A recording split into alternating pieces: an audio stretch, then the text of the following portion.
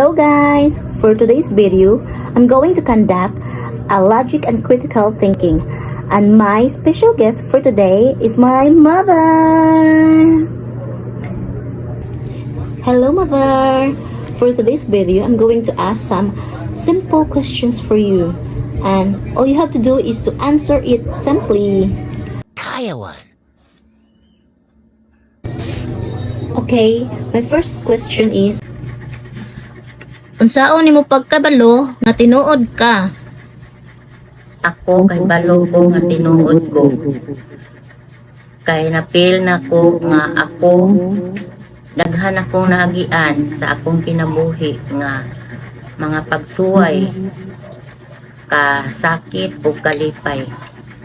Mauna napil na ko nga ako tinuod. Okay, let's proceed now to the second question. Unsa ang atong katuyuan sa kinabuhi? Ang katuyuan nato sa atong kinabuhi dinhi sa kalibutan maningkamot aron ta mabuhi. Okay, then the last one is, Ang purpose sa akong kinabuhi matag adlaw maghugi, magkat-on, magpahiangay para ta motubo og molambo.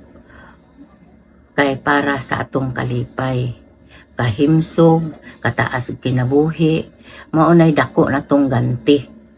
okay, thank you mother for being my special guest for today. And thank you guys for watching. Don't forget to like and subscribe. Bye bye.